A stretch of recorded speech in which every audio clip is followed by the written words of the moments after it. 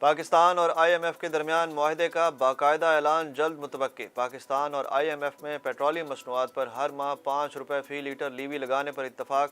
Petroleum levy 50 روپے فی letter کی جائے گی۔ 1 جولائی سے پیٹرولیم مصنوعات پر 11% سیل ٹیکس لگے گا۔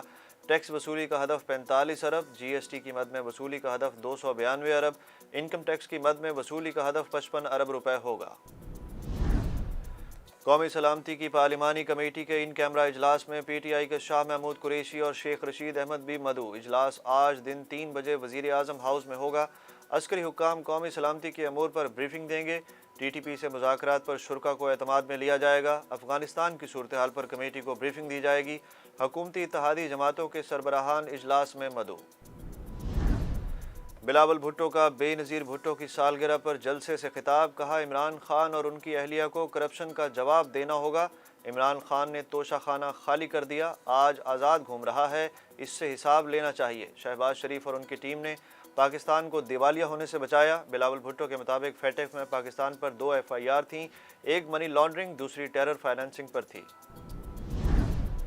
عمران خان کے خلاف threat alert C T D Peshawar سے خود جاری کرایا گیا، اس میں کوئی صداقت نہیں۔ وزیر داخلہ رانا ثناء اللہ کا انکشاف، کہتے ہیں کہ عمران خان کو گرفتار ہونا چاہیے، ان کے خلاف مقدمات کی اجازت وفاقی کابینہ نہیں دے رہی۔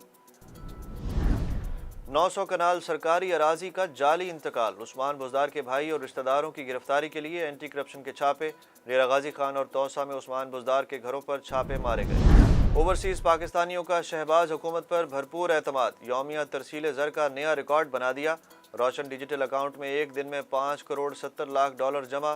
بیرون ملک مقیم پاکستانی اب تک روشن ڈیجیٹل اکاؤنٹ میں 4.5 ارب ڈالر بھیج چکے ہیں۔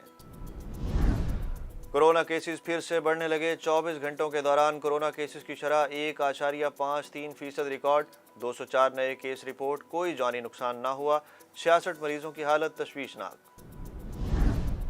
اسلام آباد اور پنجاب کے مختلف علاقوں میں زلزلے کے جھٹکے، زلزلے کی شدت 6.1، مرکز افغانستان کے صوبہ خوست سے 44 کلومیٹر جنوب مغرب میں تھا۔ اسلام آباد، ملتان، بھکر، پھالیا میں زلزلے کے جھٹکے، پشاور، کوہاٹ، شب قدر، مہمند، مالاکنڈ، شمالی وزیرستان میں بھی زلزلے کے جھٹکے محسوس کیے گئے۔ بنگلہ دیش میں طوفانی بارشوں نے تباہی مچا دی، 32 افراد جان کی بازی ہار گئے، 3 لاکھ افراد شیلٹرز میں پناہ لینے پر مجبور۔ سلٹ ریجن میں 122 سال میں اب تک کی بدترین سیلابی صورتحال، پانی میں پھنسے لاکھوں افراد کی مدد کے لیے کارروائیاں جاری۔ ملک کے مختلف حصوں میں بارشوں کا سلسلہ جاری، بادل آج بھی جم کر برسیں گے۔ لاہور، ملتان، پشاور، اسلام آباد سمیت کئی شہروں میں سیلابی صورتحال کا خدشہ۔ راولپنڈی اور اسلام آباد میں وقفے سے موسلا دھار بارش، لاہور میں بادلوں کی گھن گرج، موسم خوشگوار ہو گیا۔ بلوچستان میں طوفانی بارشوں نے تباہی مچا دی، ندی نالوں میں طغیانی، سیلابی رحلے میں بہہ کر ایک شخص ہلاک، کچے مکانات کی دیواریں گر گئیں، کوہلو، بارکھان سمیت دیگر شہروں سے رابطہ منقطع، سیلابی رحلے میں بہہ جانے والا سوناری پل عارضی طور پر دوبارہ بحال۔ عالمی شہرت یافتہ قوال امجد صابری کو مداحوں سے بچھڑے 6 برس بیت گئے۔ امجد فرید صابری نے لندن، امریکہ، بھارت سمیت کئی ملکوں میں آواز کا جادو جگایا۔ امجد صابری کو حکومت پاکستان کا تمغہ حسن کارکردگی ملا، وفات کے بعد ستارہ امتیاز سے نوازا گیا۔